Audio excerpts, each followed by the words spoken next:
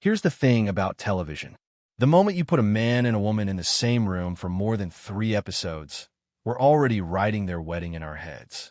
It doesn't matter if they're partners, rivals, colleagues, or even enemies. We've been trained.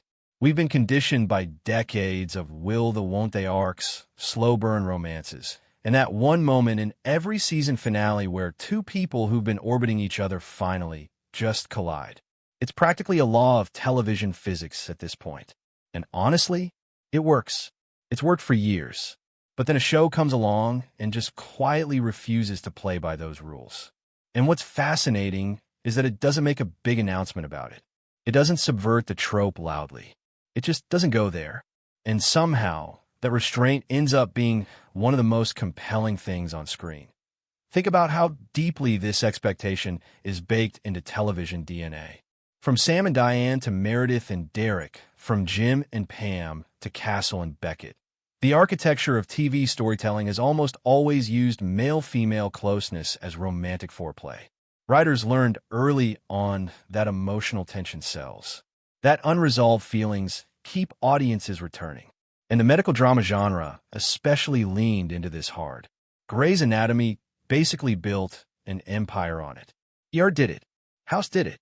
The formula became so reliable that it stopped being a creative choice and started being a default setting.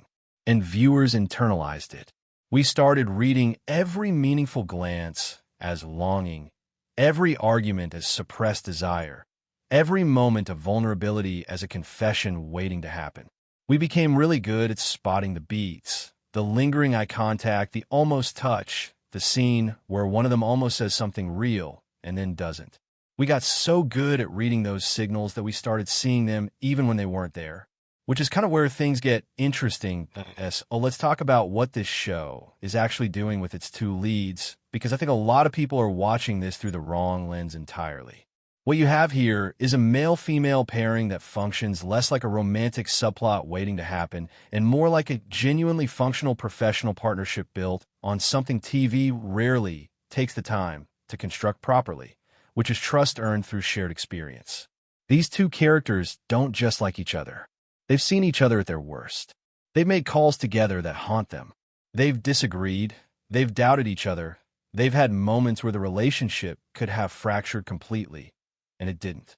That's not romantic tension. That's something quieter and honestly harder to write. It's the architecture of a real friendship between two adults who happen to deeply respect each other. What strikes me about their dynamic is the emotional balance. There's no power imbalance being disguised as chemistry. There's no, one of them secretly wants more, energy hanging over every scene. When they're together, the scenes aren't charged with that particular kind of restlessness. They're grounded. And I think audiences who are used to reading closeness as romantic subtext are genuinely confused by that groundedness, because we're not used to seeing it on screen without some kind of payoff on the horizon. Now here's where I want to get into what I think is actually going on behind the scenes, creatively. Because a choice this sustained, this consistent, doesn't happen by accident in a writer's room. Writers are aware of the tropes. They know what audiences expect. And to repeatedly pull back from the edge of romanticizing this relationship, when the show has given itself every narrative opportunity to do so, that feels intentional. That feels like a statement. My read on it is that the creators are making a quiet argument about what intimacy actually looks like between adults in high-pressure environments. These are characters who work in medicine, surrounded by grief and urgency and impossible decisions. And in that context, the most valuable relationship you can have isn't romantic. It's someone who sees you clearly and doesn't flinch. Someone who tells you the truth when it's uncomfortable. That kind of connection is rare, and it's genuinely underrepresented in television. Most shows treat it as a pit stop on the way to romance. This one seems to be treating it as the destination. And that's a fundamentally different and more mature storytelling instinct. Okay. So let me lay out 3 ways I think you can read where this relationship is going, because I don't think any single interpretation has the full picture. The first, and the one I personally lean into, is that this is a deliberate, long-game commentary on the reality of platonic friendship between men and women. Not as an afterthought, but as the point of the whole dynamic. The show seems to be arguing that emotional closeness doesn't have to mean anything beyond itself. That two people can be each other's anchor without it crossing into something else. And by holding that line season after season, the writers are actually doing something more subversive than a romance would be. They're insisting that this kind of relationship is not only real, but enough. That it doesn't need to become anything else to be significant. The second theory is more uncomfortable, and I think it's worth sitting with. There's a real possibility that narrative pressure, the kind that builds slowly across seasons, eventually creates circumstances that test the boundary without breaking it.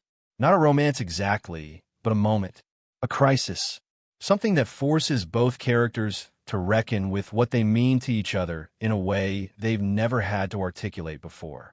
That doesn't have to end romantically to be emotionally devastating. In fact, if the show handles it well, that kind of confrontation, where they look at each other and choose to stay exactly as they are, could be the most powerful scene in the entire series.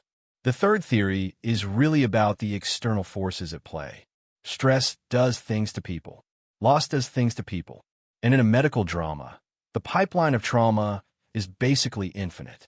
What happens to a platonic friendship when one of them goes through something that fundamentally changes who they are? Does the other person hold space for that?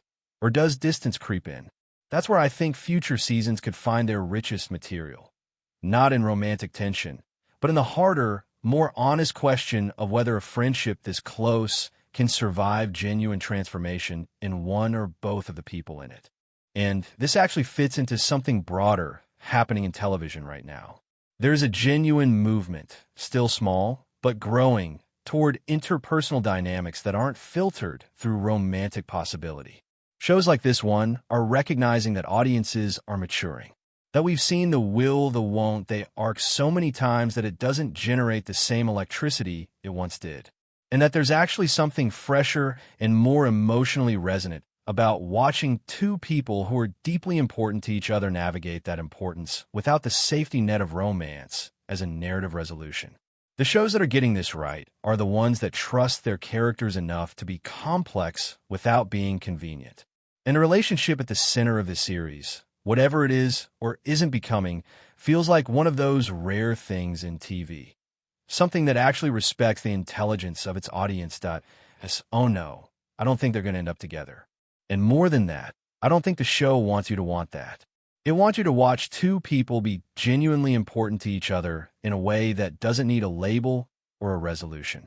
And honestly, in a TV landscape that spent 30 years trying to convince us that closeness always means something more, that might be the most radical thing a show can do.